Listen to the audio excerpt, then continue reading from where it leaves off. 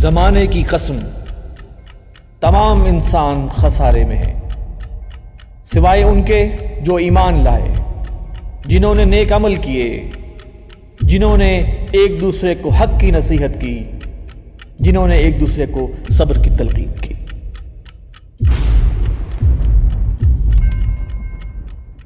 نحمدہ ونصلی علی رسولہ الکریم۔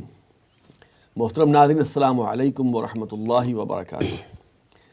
پروگرام زمانہ گواہ ہے میں خوش آمدید۔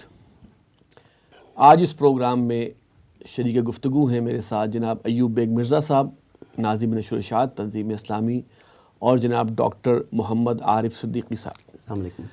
وعلیکم السلام۔ ڈاکٹر عارف صدیقی صاحب جو ہیں کسی تعارف کے محتاج نہیں، بہت ماشاءاللہ پائے کے تجزیہ کار ہیں، مصنف ہیں، 23 کتابیں انہوں نے لکھی ہیں، اور بھی بہت ساری ڈائمنشنز ہیں جن کا تعارف کرائیں تو پھر ایک پروگرام الگ درکار ہوگا۔ ڈاکٹر صاحب، آپ کی تشریف آنے کا بہت شکریہ کہ آپ تشریف لائے۔ ناظرین، علامہ اقبال نے ایک شعر کہا تھا، چاک کر دی ترک نادا نے خلافت کی قبا، سادگی اپنوں کی دیکھ اوروں کی عیاری بھی دیکھ۔ خلافت عثمانیہ کا اختتام 1923 اور اس کے اختتام کے بعد اس کے بطن سے 40 مختلف ممالک کی پیدائش اسلامی تاریخ کے لیے ایک بہت افسوسناک موقع۔ یہ سب وہ باتیں ہیں جس پر کئی محفلیں ہو سکتی ہیں اس کے دکھ کو اظہار کرنے کے لیے، اور اس میں سازش کے اندر کون کون لوگ شامل تھے، کن کن لوگوں کو بعد میں نوازا گیا، یہ سب باتیں تاریخ کا حصہ ہیں اور ہو سکتا ہے گفتگو میں کچھ اس کا ذکر بھی آئے۔ لیکن سن 2023 میں کچھ ایسا ہونے والا ہے کہ ترکی کو کسی حد تک کھویا ہوا مقام دوبارہ ملنے کی ایک امید ہے، اور جس کا ظہور ترکی کے موجودہ لیڈر طیب اردگان صاحب کی باتوں سے، ان کے طریقے سے، طریقے حکومت سے، انٹرنیشنل افیئرز میں ان کی انوالومنٹ سے ظاہر ہوتا ہے کہ وہ بھی اب سمجھتے ہیں کہ اب وہ وقت آنے والا ہے کہ جو بھی ایک وہ خوبصورت وقت ہے وہ اس کو دوبارہ حاصل کرے گا۔ آج کے پروگرام میں اسی پر ہم بات کریں گے کہ 2023 میں کیا ہونے والا ہے، نمبر 1، اور اگر وہ ہو جاتا ہے تو اس سے دنیا پر کیا اثرات ہوں گے، اس کو روکنے کے کون کون سے عوامل ہیں، کون کون سے عوامل وہ ہیں جو 2023 میں جو ترکی میں ہونے والا معاملہ ہے، جو دنیا کا ایک نقشہ بدل کے رکھ سکتا ہے، اس کو روکنے والے کون کون لوگ ہیں، ان میں اغیار کون ہیں اور اپنے کون ہیں، اس پر بات ہوگی۔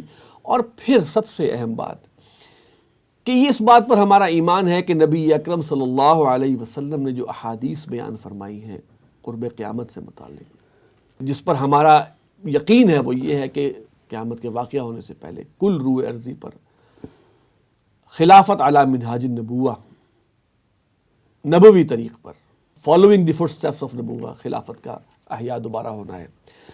اس حوالے سے اغیار کوشش یہ کر رہے ہیں کہ خلافت کا نام بدنام کیا جائے، نئے نئے لوگ کو آئیزز کو داعش اس کے نام سے لا کر پلانٹ کیے گئے مسلمانوں کے اندر ایسے لوگ جنہوں نے خلافت کے خوشنما چہرے پر بدنما داغ ڈالے، اور ایک وقت یہ بھی آ گیا کہ اب جو کوئی خلافت کا نام لیتا ہے تو لوگ سیدھا اس کو آئیزز کے ساتھ ملانے کی کوشش کرتے ہیں۔ یہ ہے اغیار کی وہ سازش، ذہنوں پر جو قبضہ ہے، جس کا انفارچونیٹلی ہمارے بہت سے حلقے اس کا شکار ہو چکے ہیں۔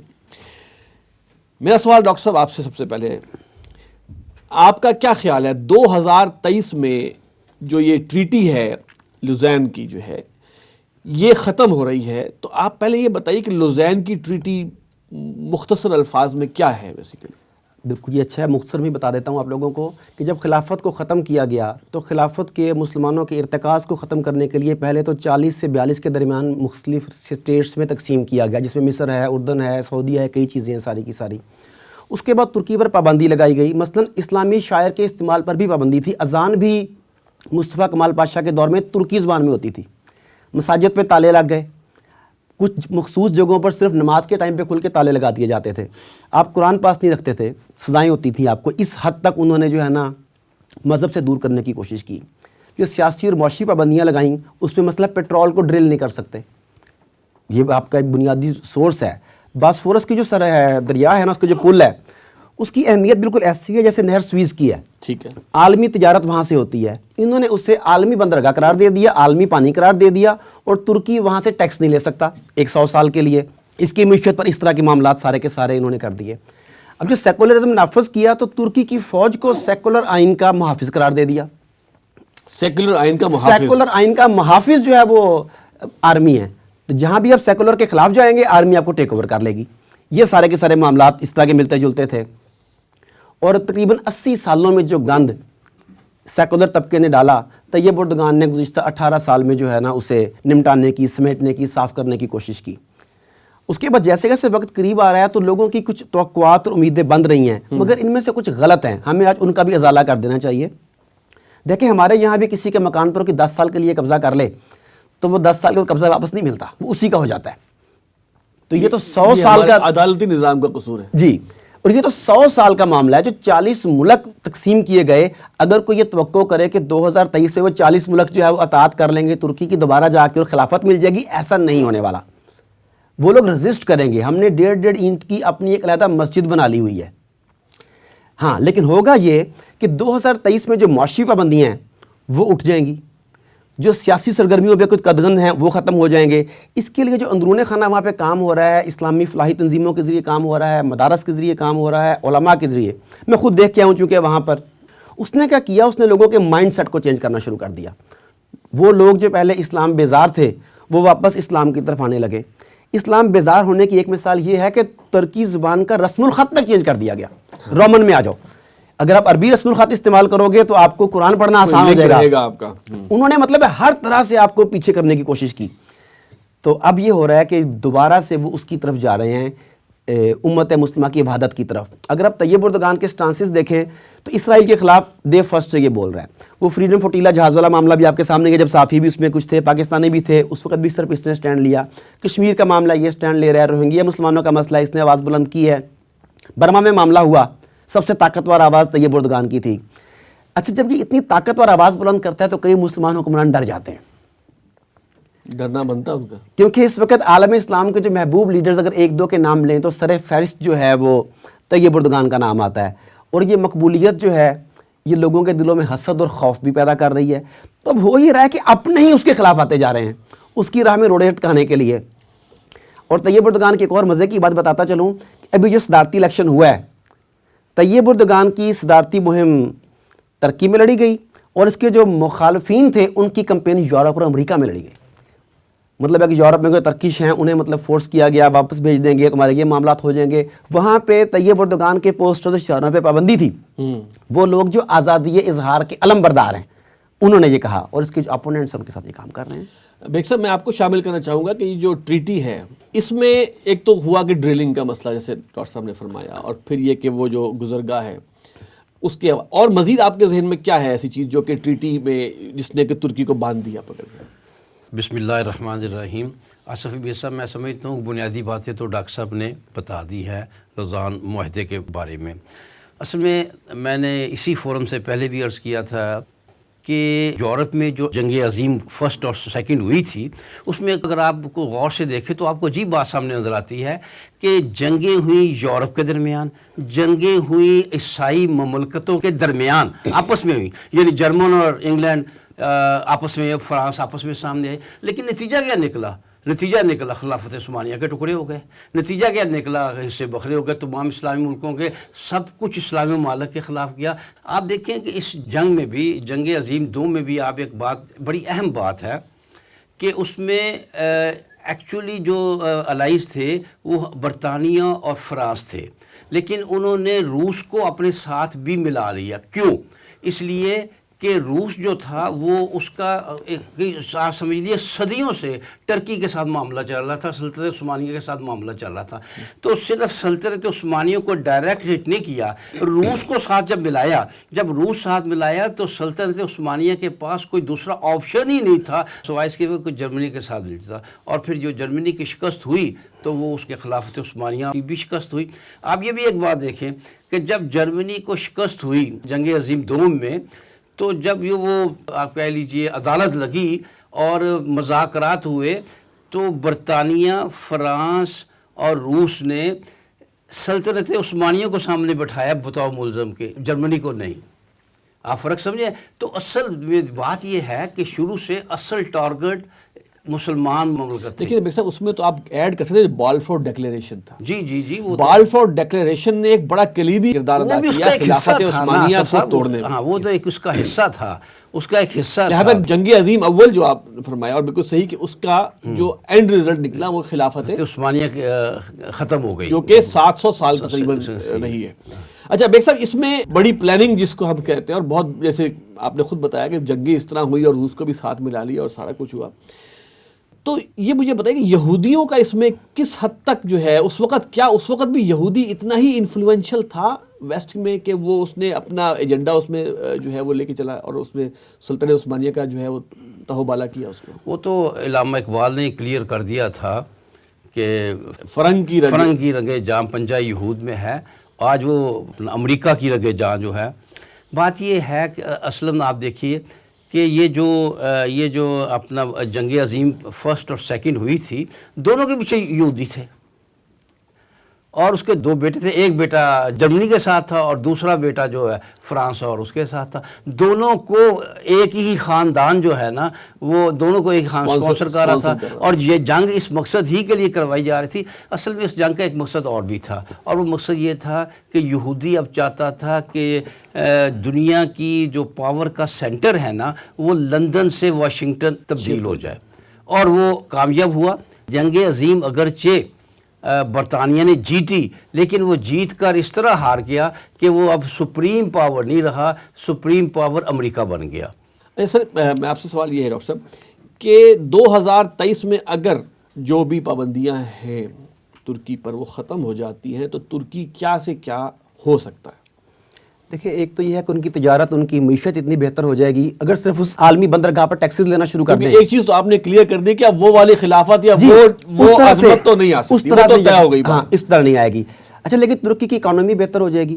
جب ترکی کی اکانومی بہتر ہوگی تو اس کا انفلوئنس جو ہے وہ دیگر ملکوں میں بڑھ جائے گا. ہم کوالالمپور سمٹ میں کیوں نہیں جا سکے بلا؟ اس لیے نہیں جا سکے، ہم پہ اکانومک پریشر تھا، اور جو ہمیں اکانومک سپورٹ کر رہا تھا اس نے کہا نہ جاؤ. تو اگر اس پوزیشن میں طیب اردگان بھی ہوتا تو وہ معاملات بدل جاتے ہیں. ایک بات تو یہ بڑی امپورٹنٹ ہے. دوسری چیز یہ ہے کہ ہم یہ سمجھ رہے ہیں کہ 2023 میں یہ سینکشنز اٹھ جائیں گی. اس طرز پر بھی دیکھیے کہ یہ سینکشنز کو دوبارہ کیسے لگانے کی پلاننگ کی جا رہی ہوگی. ترکی کے اندر کتنی سازشیں ہو رہی ہوں گی، طیب اردگان پہ کتنے قاتلانہ حملے ہو رہے ہوں گے، کتنی کردار کشی کی جاتی رہی ہوگی، کتنی انویسٹمنٹ ہو رہی ہوگی سیکولر طبقے کی طرف سے کہ وہ وقت آنے سے پہلے تختہ الٹ دیا جائے. یقیناً یہ اتنا آسان نہیں ہوگا کہ جیسے 2023 ہوگا. یہ کوئی شرفاء کا معاہدہ تو ہے نہیں کہ بھی 2023 پورا ہو گیا، اگریمنٹ کیا تھا اچھا یا برا، اب یہ ختم ہو گیا لہذا پابندیاں ختم ہو گئی. اتنے شریف تو ہے نہیں، اتنے شریف ہے نہیں. عالمی دنیا، عالمی طاقتیں، بلکہ صحیح لفظوں میں صہیونی طاقتیں، یہ کبھی بھی نہیں چاہیں گی کہ وہ عالمی پانی، عالمی بندرگاہ جو ہے وہ دوبارہ سے ترکی کے قبضے میں آ جائے. ٹھیک، دیکھیں گے ٹریڈ روک دیں گے، وہ ان کے آنے جانے کے راستے روک دیں گے. وہ نہر سویز سے بڑی اہمیت ہے اس کی، اس سے زیادہ اہمیت ہے. تو جیسے جیسے 2023 قریب آ رہا ہے خطرات بڑھتے جا رہے ہیں. ابھی جو وہاں پہ کو ہوا تھا وہ بھی آپ کے سامنے ہے، اس پر میں بھی سر بات کروں گا. ایک تو دروازہ آپ نے یہ بند کیا کہ جناب ویسی خلافت نہیں ہوگی. دوسرا اب آپ ایک دروازہ اور بند کر رہے ہیں کہ وہ ترکی کو وہ چیز، وہ معاہدہ جو ہے وہ اس پر اس کو ریلیکس نہیں ہوگا بلکہ اس کے اندر اور فساد پیدا ہو جائے گا. جی میں دروازہ بند نہیں کر رہا، میں خطرات سے آگاہ کر رہا ہوں. مومن کی فراست یہ ہے کہ وہ بچتا ہے ان چیزوں سے بھی نا، کہ میرے ساتھ ہونے کیا جا رہا ہے. اس کا ویژن، اس کا ادراک کرتا ہے، بصیرت ہونی چاہیے اس کی. تو یہ ایسا نہیں ہوگا کہ 2023 میں ایک کانٹریکٹ جو ہے وہ پھاڑ دیا جائے گا اور نیا جناب ٹھیک ہے جی اب آپ آزاد ہو گئے. ایسا ہونے نہیں دیں گے، ایسا ہونے نہیں دیں گے. آپ دیکھیے کہ جس طرح آپ نے پہلی جنگ عظیم اور دوسری جنگ عظیم کی بات کی کہ اس کے پیچھے کون تھا، کیا ہوا. آپ تھوڑا اور پیچھے چلے جائیں. جب پروٹوکولز آف زائنس بنائے گئے تھے، کیا پروٹوکولز آف زائنس میں کہ تمام نقشہ نہیں کھنچا ہوا؟ کیا پہلی جنگ عظیم کا نقشہ نہیں ہے؟ کیا دوسری جنگ عظیم کا نقشہ نہیں ہے؟ خلافت کو توڑنے کا نقشہ نہیں ہے؟ جمہوریت کے ذریعے فیصلے کی طاقت کو سڑکوں پر لانے کا نقشہ نہیں ہے؟ میڈیا کے ذریعے ذہن سازی کا نقشہ نہیں ہے؟ آپ نے یقینی طور پہ آپ نے پروٹوکولز آف زائنس پڑھے ہوں گے، اور ناظرین میں سے جنہوں نے نہیں پڑھے آپ ضرور پڑھیے. اردو میں اویلیبل ہیں، انگلش میں اویلیبل ہیں. آپ کو پتہ لگے کہ یہودیوں نے کیا کیا ہمارے ساتھ. اس میں تو یہ کہتا ہوں کہ جو انہوں نے کیے تھے بعین ہی اس پر وہ لے کر چل رہے ہیں. جی اچھا سر، آپ چونکہ ترکی بھی ہو آئے ہیں اور آپ کا ایک وہاں پہ خاصا اچھا معاملہ رہا، ترکی کی عوام آپ کے خیال میں 2023 کو کیسے دیکھتی ہے اور اردوغان کو اس میں طیب اردوغان کو وہ کیا پلیس کرتی ہے؟ ابھی جیسے آپ نے کہا کہ ہو سکتا ہے اس کی کریکٹر اسیسینیشن ہو سکتا ہے اس کی فزیکل اسیسینیشن خدا نخواستہ بالکل ہو سکتا ہے. ترکی کی عوام کہاں کھڑی ہے؟ دیکھیں ترکی اس وقت واضح طور پہ 2 بلاکس میں تقسیم ہے. وہاں پہ انویسٹرز ہیں جو پیسہ لگا رہے ہیں لبرلزم کے لیے، سیکولرزم کے لیے، جیسا پاکستان میں. جی اور یہودیوں کے پاس تو پیسہ بہت زیادہ ہے نا، وہ اس پہ کھلا خرچ کر سکتے ہیں. دوسری طرف طیب اردوغان اور ان کی ٹیم نے گزشتہ 2 ڈیکیڈز میں جو محنت کی ہے وہ بھی اپنی جگہ پہ رنگ لا رہی ہے. تو یہ دونوں بالکل ساتھ ساتھ چل رہے ہیں. بڑی ٹائٹ قسم کی سچویشن ہے کیونکہ ابھی حالیہ الیکشنز میں استنبول کا طیب اردوغان کے ہاتھوں سے نکلنا اسلام پسند طاقتوں کے لیے ایک لمحہ فکری ہے. استنبول تو شروع سے مرکز رہا ہے اسلام کا. آپ کو شاید پتا ہو کہ استنبول کا نام تھا اسلام بول. اسلام بول تھا یہ. تو اسلام بول میں اگر اسلام پیچھے ہٹنے لگا تو یہ کتنا بڑا ایک مطلب ہے کہ چیلنج آ جائے گا ہمارے لیے. وہاں پہ جو بلدیہ نئی بنی ہے، جو نیا آدمی آیا ہے، جو اوقاف کی مساجد تھی، بلڈنگز تھی جہاں پہ نظریاتی کام ہوتے تھے، لوگوں کی تربیت ہوتی، اس نے کہا چھوڑ دو ان سب کو یا کرایہ دو،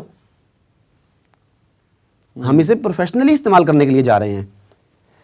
تو بالکل اس کے مخالف بھی ساتھ ساتھ چل رہے ہیں. اور مزے کی بات ہے یہ کہیں کلیش تو نہیں ہو جائے گا؟ بالکل پاسبلٹی ہے، بالکل پاسبلٹی ہے. اور اسی کو جس طرح امریکہ ڈیوائیڈ اینڈ رول کہ تقسیم تو آلریڈی ہے، ایک کو اٹھا دو اوپر، آپس میں لڑ کے ختم ہو جائے گا. جی آپ دیکھ لینا اس کے لیے کیا کچھ نہیں. ابھی کچھ عرصہ پہلے غالباً 2 ایئرز بیک جب میں گیا ہوں، انہی دنوں میں ترکی کرنسی لیرا پر حملہ کیا گیا. بہت بڑا حملہ تھا. اچھا، اکانومی کو تباہ کرنے کے لیے، اس کے ڈیفنس کو تباہ کرنے کے لیے، اس کے لوگوں کو متنفر کرنے کے لیے امریکہ ہر حربہ استعمال کر رہا ہے. اس نے فتح اللہ گولن گروپ وہاں پہ موجود ہے، اس کے ذریعے جو پینیٹریشن کی ہوئی ہے اداروں کے اندر، ان کے ذریعے لوگوں کی ذہن سازی جو کی ہے تعلیمی اداروں میں رہتے ہوئے، وہ سب بھی سامنے آ رہی ہے بالکل. اور یہ اتنا بڑا خطرہ ہے عالم اسلام کے لیے کیونکہ آپ اپنے نظریات کو جب مذہبی رنگ دے کر پیش کرتے ہیں. دیکھیں میں غلط ہوں تو میں غلط ہوں، لوگوں کو پتہ ہے غلط ہے، میں نے اسے اسلام کا لبادہ جب اڑا دیا، سب سے خطرناک ہے. ہاں، اور میری شخصیت میں میرے بیک گراؤنڈ پہ ہے کہ یہ بندہ ٹھیک تھا اور لوگ میرے فالوورز ہیں بہت زیادہ. اب اسلام کے نام پر تب جو مرضی کروا لیں لوگوں سے. فتح اللہ گولن تحریک میں جو ظاہری جو ایک سقم نظر آتا ہے نا سر، وہ یہ آتا ہے کہ فتح اللہ گولن کو پال کر رہا ہے. جی ہاں، ایک لٹمس ٹیسٹ ہے نا، ویری سمپل، کہ اگر امریکہ کو فتح اللہ گولن سے کوئی مسئلہ ہوتا تو فتح اللہ گولن امریکہ میں نہ ہوتا. CIA کی گود میں بیٹھا ہے.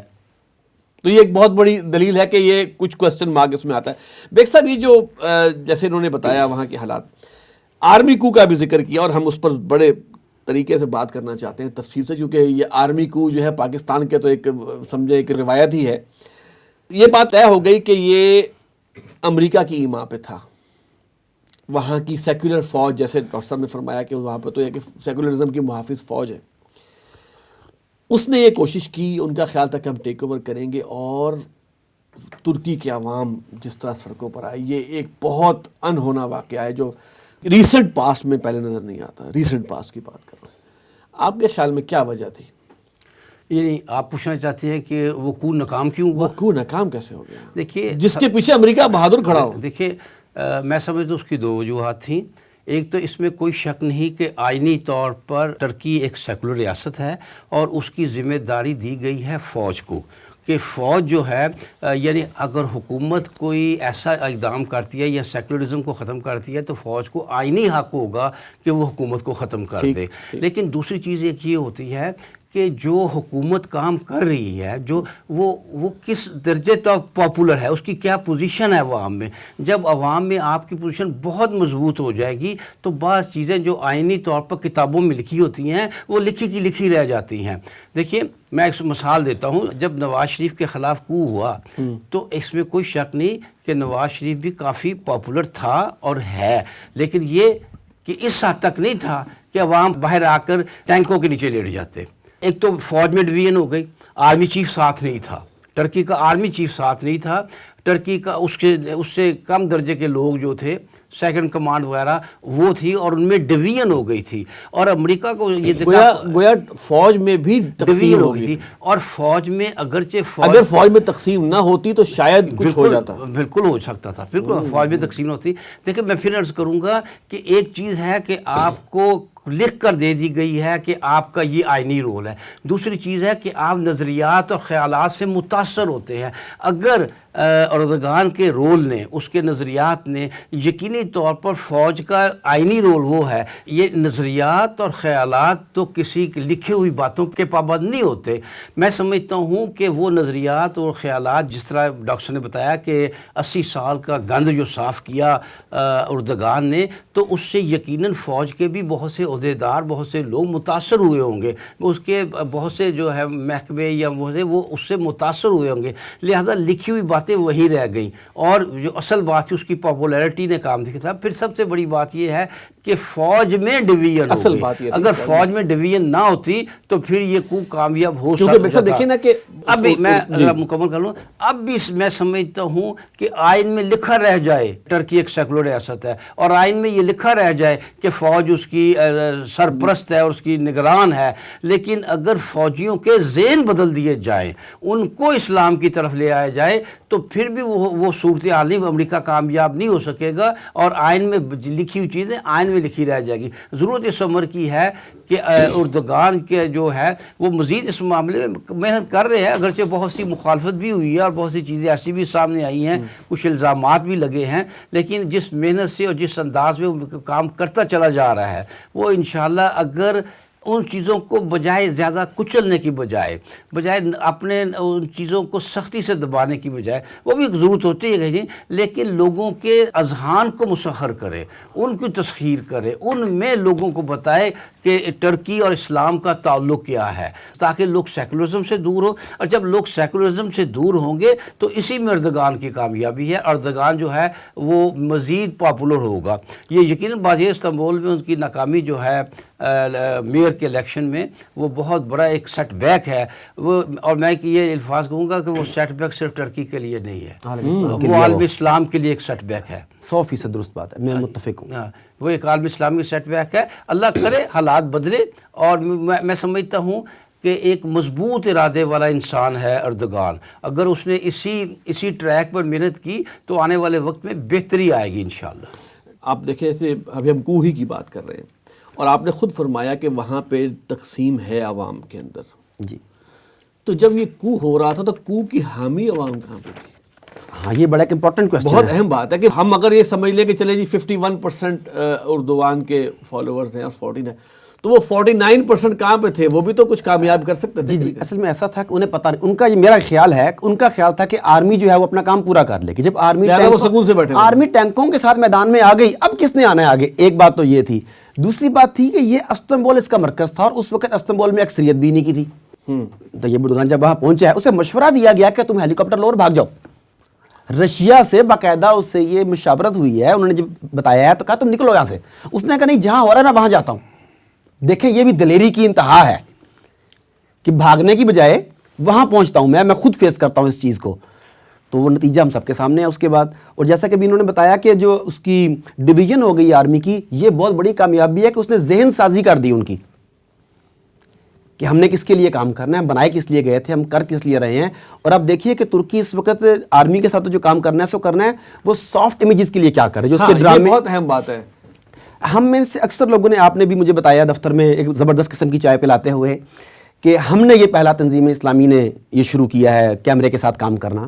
اور مزے کی بات ہے کہ میں یہ گزشتہ 1 ڈیکیڈ سے کہہ رہا ہوں کہ یہ جنگ مائک، کیمرے اور سکرین کی جنگ ہے، جس میں ہم لوگ ہار رہے ہیں۔ خدا را نکلو، خدا را نکلو، خدا را نکلو۔ طیب اردگان نے اس بات کو سمجھ لیا۔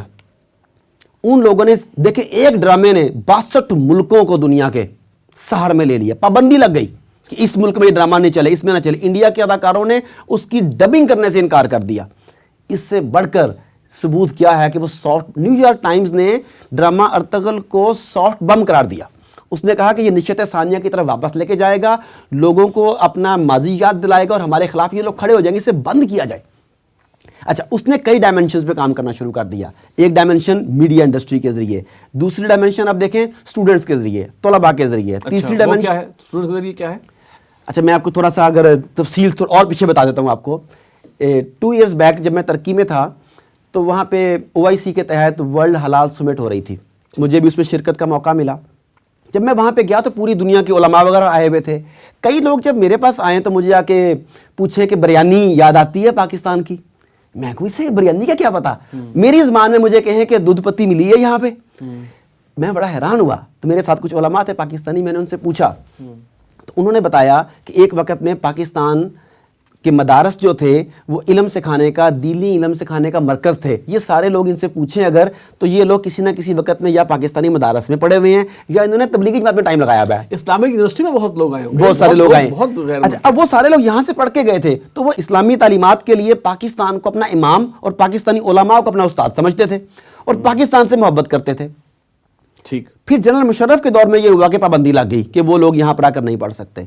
اب ہم سے وہ امامت چھن گئی. وہ پرانے لوگ اب کرتے ہیں عزت, نئے تو انہیں پتہ ہی نہیں انہیں. اب ترکی نے کیا کیا کہ ترکی نے ینگ جنریشن کو اکاموڈیٹ کرنا شروع کیا. جب میں وہاں پر all over the world, all over the Muslim world, all over the Muslim world and other world as well, تھوڑا کوٹا ان کا بھی رکھا ہوا ہے. جب میں 2018 میں ترکی میں تھا تو اس وقت 2.5 لاکھ بیرونی طلباء کو وہاں اکاموڈیٹ کیا جا رہا تھا, وظیفوں کے ذریعے, تعلیم کے ذریعے.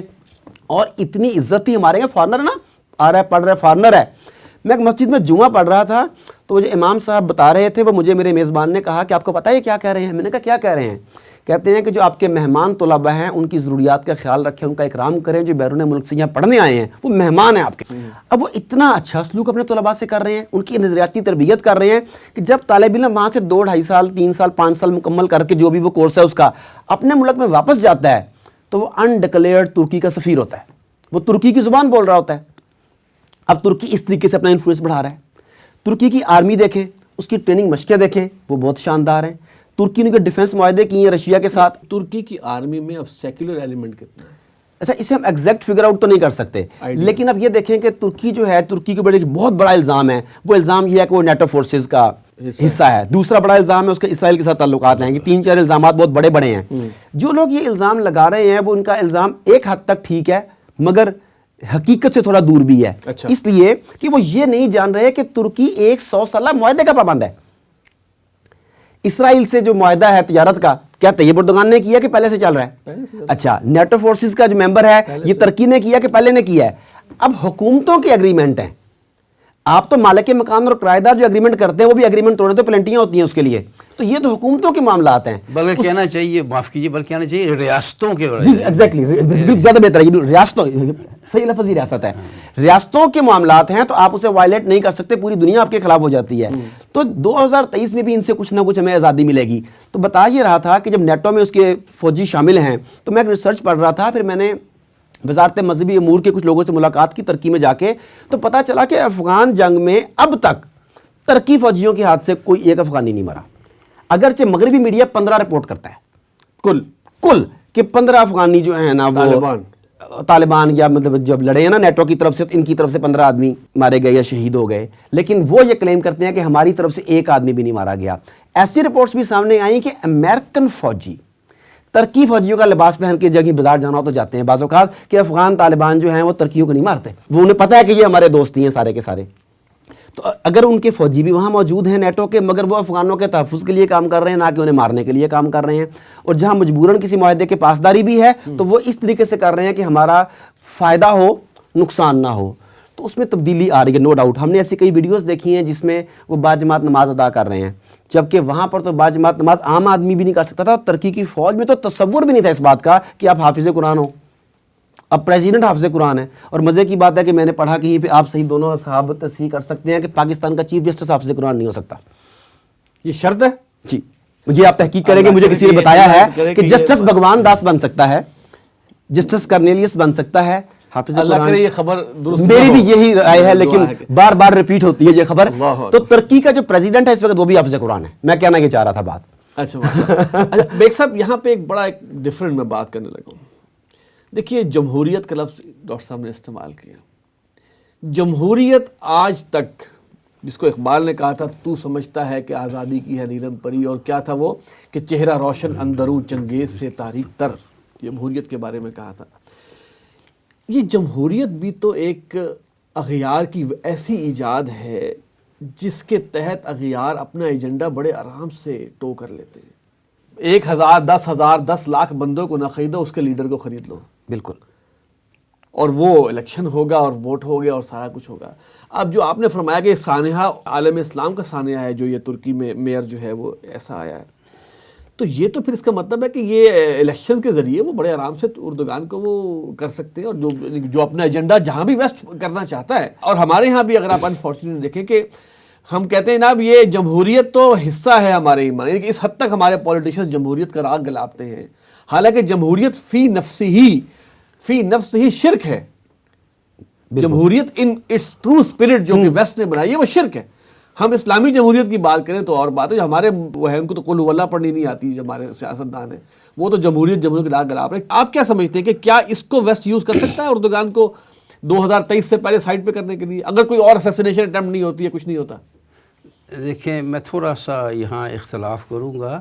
اس میں میں سمجھتا ہوں کہ لوگوں کے نظریات کی اصل بات ہوتی ہے, جمہوریت کوئی نظام نہیں ہے, جمہوریت ایک طرز حکومت ہے. اصل میں جس چیز کو ویسٹ پروٹیکشن دیتا ہے وہ جمہوریت کو نہیں دیتا, وہ سرمایہ دارانہ نظام کو دیتا ہے, وہ کیپٹلزم کو دیتا ہے بذریعہ جمہوریت. اور اس نے کیپٹلزم پر جمہوریت کا خوشنما لباس اس کو اڑا دیا ہے. حالانکہ جمہوریت میں بعض باتیں اچھی بھی ہیں, بعض باتیں اچھی نہیں ہیں, بعض باتیں اچھی ہیں. مثال کے طور پر آپ نے کہا کہ خریدنا آسان ہو جاتا ہے. میں سمجھتا ہوں کہ کوئی ڈکٹیٹر ہو تو اس کو خریدنا بہت ہی زیادہ آسان ہو جاتا ہے, جمہوریت سے بھی زیادہ آسان ہو جاتا ہے. یہ کوئی دلیل نہیں ہے. ہاں, یہ کوئی دلیل نہیں ہے. میں مثال دیتا ہوں آپ کو کہ امریکہ نے افغانستان پر حملہ کرنے سے پہلے پاکستان میں جمہوریت کیوں ختم کی, پرویز مشرف کو کیوں لائے؟ اس لیے کہ اگر جمہوریت رہی, اگر سول گورنمنٹ بھی رہی اور وہ بھی رہا, فوج کی بھی رہی, تو دونوں کو قائل کرنا مشکل ہو جائے گا. پھر یہ کہ دونوں کا آپس میں اختلاف ہو سکتا ہے ہماری حمایت کے بارے میں. لہٰذا ڈکٹیٹرشپ میں خریدنا زیادہ آسان ہوتا ہے. البتہ یہ بات الگ, ہم اس بحث میں نہیں جاتے. جمہوریت کے اور بڑے کارنامے ہیں جنہیں انسانیت سوچ کہا جا سکتا ہے. لیکن اصل میں یہ بات عرض کرنا چاہتا ہوں کہ اگر اردوغان اینڈ کمپنی سے مراد ہے ان کی حکومت, ان کے حمایتی لوگ, اگر نظریاتی طور پر اپنے ملک کے عوام میں فتح حاصل کر لیتے ہیں تو جمہوریت ہو یا جمہوریت نہ ہو, جمہوریت بھی کوئی رول ادا نہیں کر سکے گی اردوغان کے خلاف اگر وہ نظریاتی طور پر لوگوں کو, دلوں کو مسخر کر سکیں, وہاں خدمت کریں اور واقعتاً خلوص سے اسلام کی طرف بڑھیں. اور یہ کبھی ہو نہیں سکتا کہ اگر آپ اتنے بڑے طبقے کو ذہنی طور پر متاثر کریں تو اس میں جو بڑے بڑے اپنا ہیں طبقات اور بڑے بڑے ادارے ہیں وہ ان کے لوگ متاثر نہ ہوں. یقیناً ہوں گے, اور اس میں فوج بھی شامل ہوگی. تو اصل کرنے کا وہ کام ہے, میں سمجھتا ہوں کہ جس کام کے لیے اردوغان لگے ہوئے ہیں اور بڑی خاموشی سے لگے ہوئے ہیں, حکمت سے کام کر رہے ہیں, تو اگر وہ اس حکمت سے کام کرتے رہے تو انشاءاللہ وہ کامیاب ہوں گے. میں یہاں ایک بات کا اضافہ کر دوں. دیکھیے اللہ تعالیٰ جس چاہے تو شر سے بھی خیر برآمد کر دیتا ہے. یہ جو سانحہ ہوا تھا اس کا, اور بالشوک حکومت ختم ہوئی تھی, یا یوں کہہ لیجئے اپنا کمیونزم کا کام تمام ہوا تھا 84-85 میں, تو یہ بہت بڑا ٹرکی کو ایک نظریاتی یعنی سمجھ لی سپورٹ ملی. وگرنہ اگر آج تک مشرقی یورپ جو ہے آپ کا ایسٹ یورپ اگر آج تک کمیونسٹ ہوتا تو ترکی کے لیے اور اردوغان کے لیے اتنا آسان کام نہ ہوتا سفر کرنا اسلام کی طرف.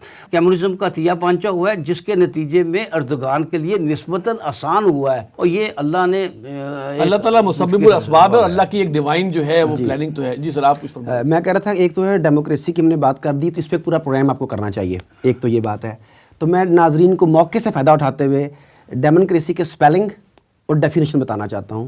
ڈیموکریسی کے میرے سپیلنگ ہے ڈیمن, DEMON, ڈیموکریسی. ڈیمن افرید کو یا بلا کو کہتے ہیں. اور گورنمنٹ کی جو تعریف یہ بتاتے ہیں ڈیموکریسی کی وہ ہے گورنمنٹ آف دا پیپل اور FF of, for the people FAR, for from the people, by the people BUY, by. Government of the people, for from the people, and to by the people. ایک تو یہ بات.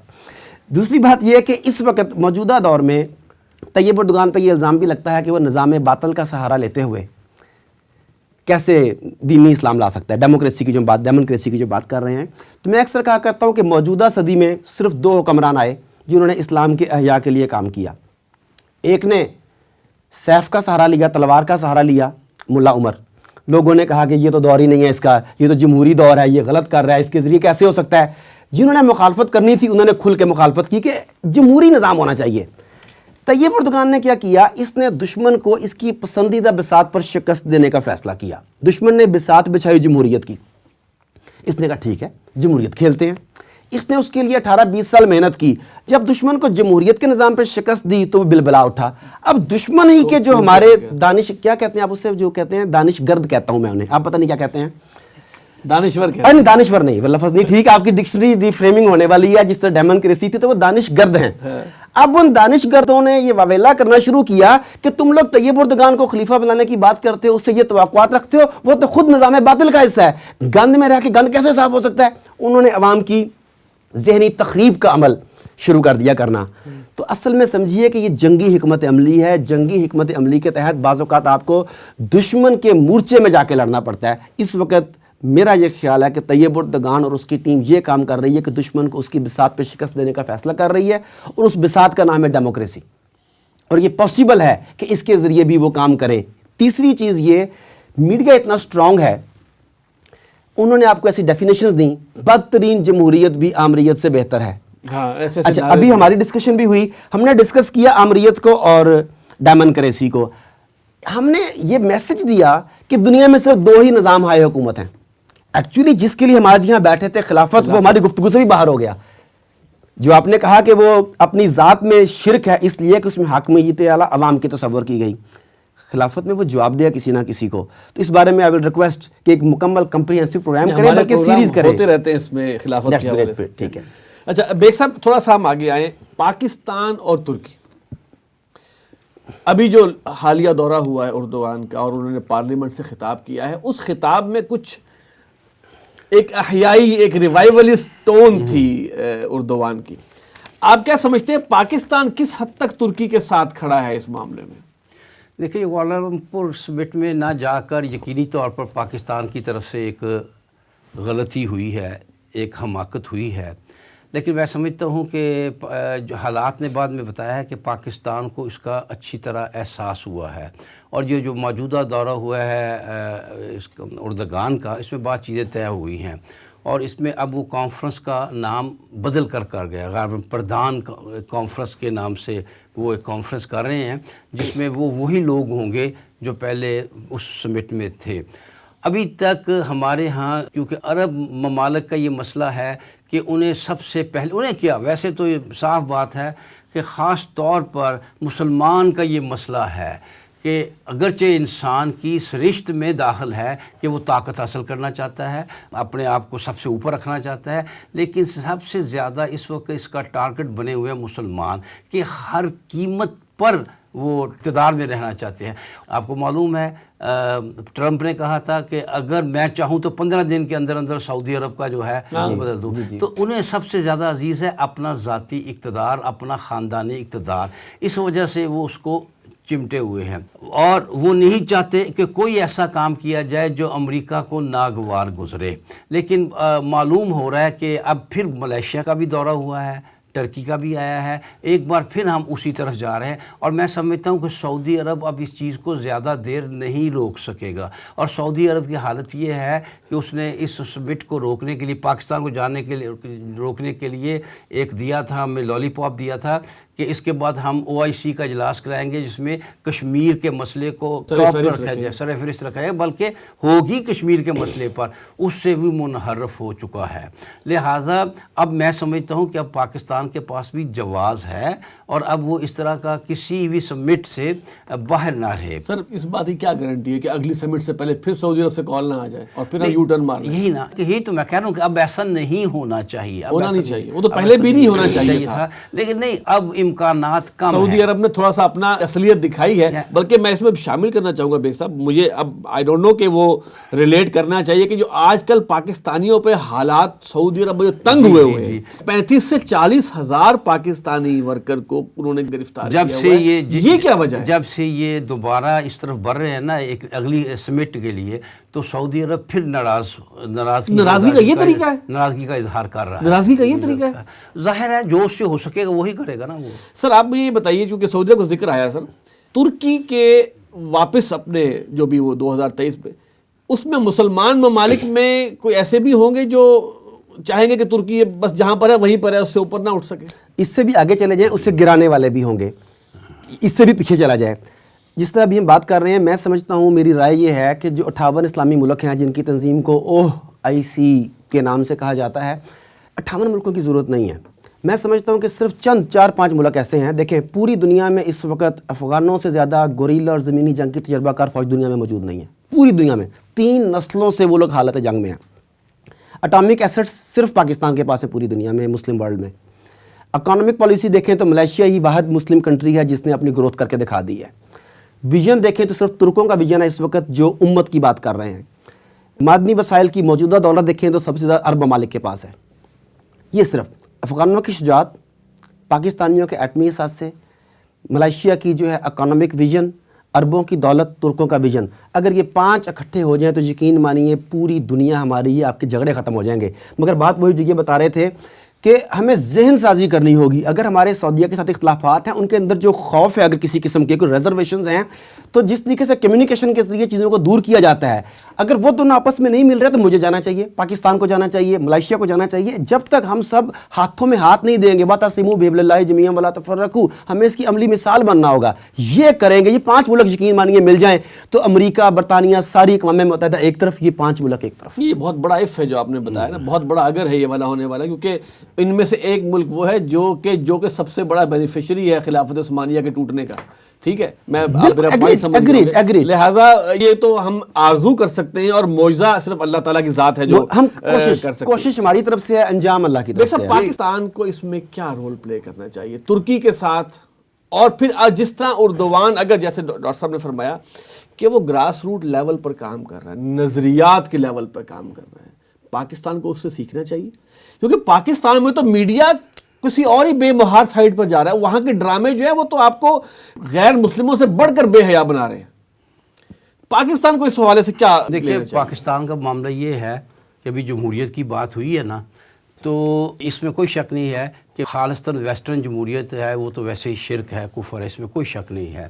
لیکن اگر پاکستان کی بدقسمتی سمجھ لیے یا ہماری نادانی اور ہماری نااہلی اور نااہلائی سمجھ لیے کہ جمہوریت میں اگر 1-2 اچھی باتیں ہیں نا، تو ہم نے جو جمہوریت لی ہے نا وہ ان 1-2 باتوں کو نکال کر لی ہے. ویسے ہی ہے، یہ ہمارا المیہ ہے. دیکھیے، ایک بات ہے، وہ کہتے ہیں نا کہ باطل کبھی صرف باطل کی بنیاد پہ کھڑا نہیں ہو سکتا، حق کا سہارا لیتا ہے. حق کا سہارا لیتا ہے. کہیں کہ ہم نے تو باطل کو کلیتاً اپنا لیا. یہ معاملہ ہے کہ جمہوریت میں سے بھی وہ چیز کوئی اگر کوئی اچھی تھی بھی تو اس کو نکال باہر کیا ہے.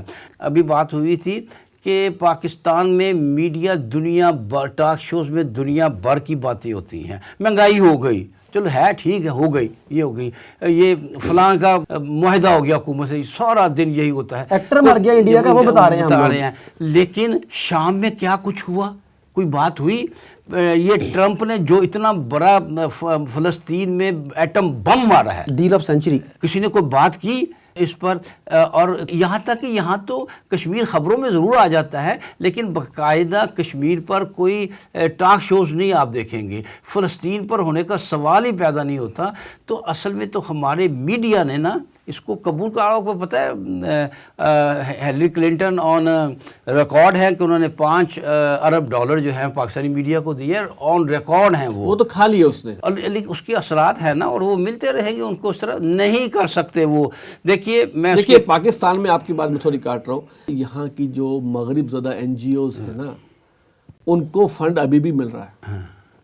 وہ چاہتی ہیں کہ یہاں معاشرتی طور پر انارکی پھیلائی جائے، معاشی طور پہ انارکی پھیلائی جائے، اور پاکستان کا برا فیس، اسلام کو برا کر کے دکھایا جائے ویسٹرن ورلڈ کو، دس از اسلام اور دس از مسلمز. اس کی وجہ یہ ہے نا کہ انہوں نے ہمیں سیاسی اور معاشی طور پر تو مکمل طور پر فتح کر لیا ہے. سیاسی اور معاشی طور پر، سیاسی طور پر وہ جمہوریت کی جو ہے ڈائن کہا ہے انہوں نے، وہ ہمارے ساتھ چمٹی ہوئی ہے. لیکن معاشرتی سطح پر ابھی ہم میں کچھ تھوڑا بہت دم شرم و حیا تھی، کوئی دم خم ہے. اس لیے آپ دیکھ رہے ہیں کہ اب سب سے زیادہ زوردار حملہ جو ہوا ہے وہ ہماری معاشرت پر ہوا ہے. جو ہمارے سیاسی جلسوں میں ایک چلتا ہے نعرہ، ان گرتی ہوئی دیواروں کو ایک دھکا اور دو، تو وہ اصل میں ہماری یہ معاشرتی دیوار کو دھکا دے رہے ہیں. تو اس کا مطلب تو یہ ہوا کہ جو ترکی کچھ سٹیپس جو لے رہا ہے اپنی قوم کو ایجوکیٹ کرنے کا اور اس کا بھولا ہوا سبق سکھانے کا، وہ ہماری حکومت کو بھی چاہیے کہ وہ اس کو ان ٹرو اسپرٹ فالو کرے اور اس طرح کے نظریات، اور خصوصاً یہاں بھی لوگوں کی خواہشات ہیں. ایسا نہیں ہے کہ اس چیز اچھا مزے کی بات ہے کہ ترکی بھی مقروض تھا. میں جب ترکی گیا تو میں کئی ملکوں میں گیا ہوں، تو مجھے سب سے زیادہ محبت ترک باشندوں کی جانب سے ملی. انہیں پتہ لگا پاکستانی تو وہ کہتے ہیں کاردیش، چچا کا بھائی ہے میرا، یہ سینے سے لگانا بڑا، مجھے کزن کہتے تھے. ایک ریسٹورنٹ میں کھانا کھانے گئے، ریسٹورنٹ کے مالک کو پتہ لگا، اس نے آ کے اپنے ہاتھ سے نوالا ٹول کے میرے منہ میں ڈالا، پاکستانی. میں نے کہا کیا وجہ ہے، پتہ کریں. تو پتہ لگا کہ میری اور آپ کی دادی اماں نے اپنے زیور بیچ کے خلافت کا قرضہ اتارنے کے لیے پیسے بھیجے تھے. ترکی آج تک نہیں بھولے. ترکی کہتے ہیں کہ نہ ترکی اپنے دشمن کو بھولتا ہے نہ اپنے محسن کو بھولتا ہے. تو بر صغیر کے مسلمان جو ہیں وہ کہتے ہیں کہ جو آپ نے مقروض کی بات کی کہ انہوں نے ہمارے لیے جو کیا ہم اسے بھول نہیں سکتے. اور میں ہمیں سلیبس میں پڑھایا جاتا ہے پاک چین دوستی ہمالیہ سے بڑی اور سنکیانگ میں ہم نے ڈبو دی. خیر، لیکن میں نے جہاں پہ بھی گیا ہوں میں نے ترکوں سے زیادہ پاکستان سے محبت کرنے والا کوئی نہیں دیکھا. ترکی میں پاکستانیوں سے زیادہ عزت جو میں نے کسی جگہ پہ نہیں دیکھی. تو میں جتنے بھی لوگ ہیں میں نے بتانا چاہتا ہوں کہ اگر ہمارا اس دنیا میں پاکستان سے باہر کوئی بھائی ہے تو وہ ترک ہے. اس میں تھوڑا سا انہوں نے جو بات کی اس میں اضافہ کر دوں. بی اماں نے جو اپنے زیور بیچ کر تو دیے تھے نا، تو اس کا بدلہ ترکی کی اردگان کی بیوی نے یہاں آ کر اپنے زیور یہاں جمع کرائے تھے جو ہمارے وزیر اعظم صاحب کی بیگم کو پسند آ گئے، انہیں پسند آ گئے، وہ لے گئی، کھا گئی. یہ لیڈرشپ ہے کہ ٹینکوں کے لوگ کیوں نہیں لیٹتے. بجا فرمایا جناب. وقت چونکہ ختم ہو چکا ہے اور بہت کچھ ابھی کہنا اور سننا باقی ہے، لیکن بہرحال وقت کی بھی محدودیت ہے. ڈاکٹر محمد عارف صدیقی صاحب، آپ کی تشریف آنے کا ایک بار پھر شکریہ، آپ تشریف لائے. ایوب بیگ صاحب، آپ کا بھی شکریہ. ناظرین، یہ تھا ہمارا پروگرام، اور اس پروگرام میں ہم نے ترکی کے حوالے سے خاص طور پر، اور پھر مستقبل میں ترکی کا کیا کردار ہونے والا ہے، اور بہرحال جو قرآن مجید کی آیت ہے نا وَمَكَرُوا وَمَكَرَ اللَّهُ وَاللَّهُ خَيْرُ الْمَاكِرِينَ، کہ کفار اور مشرکین بھی مکر یا پلاننگ کرتے ہیں، اور ایک اللہ تعالیٰ کی بھی پلاننگ ہے، اور وہ سب سے بہترین پلاننگ کرنے والا ہے. کشاں کشاں حالات اسی طرف جا رہے ہیں جو نبی اکرم صلی اللہ علیہ وسلم نے اپنی احادیث کی روشنی میں ہمیں بتائے ہیں. ان احادیث کا علم اغیار کو بھی ہے، اور وہ اس کو انڈو کرنے کی کوشش کر رہے ہیں. ان کو یہ تو پتہ ہے کہ وہ انڈو نہیں کر سکتے، لیکن وہ جتنی بھی اس میں مشکلات ڈالنا چاہیں وہ ڈال رہے ہیں. لیکن اللہ تعالیٰ کا جو فیصلہ ہے اور جو نبی اکرم صلی اللہ علیہ وسلم کی احادیث کے تھرو ہمارے سامنے پہنچا ہے وہ تو ہونا ہے.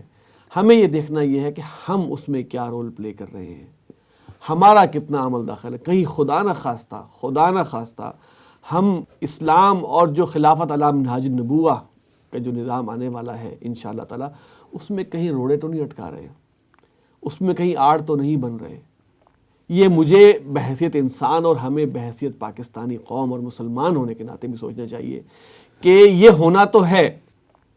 احادیث کی روشنی میں یہ واضح ہے، کلیئر ہے، یہ ہونا ہے. اور ہمیں کوشش یہ کرنی چاہیے کہ اللہ تعالیٰ اس میں ہمیں کوئی پازیٹیو رول کرنے کے لیے منتخب کر لے، تاکہ ہمارا نام بھی اس میں لکھا جائے اور ہمارے لیے وہ چیز جو ہے وہ توشہ آخرت بنے.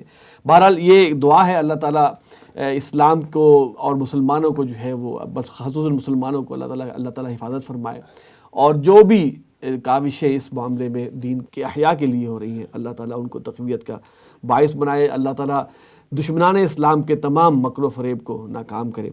اس پروگرام کے بارے میں اپنی رائے ضرور دیجیے گا. ہمارا ای میل ایڈریس ہے media@tanzeem.org. اگلے پروگرام تک کے لیے اجازت دیجیے. السلام علیکم ورحمۃ اللہ وبرکاتہ.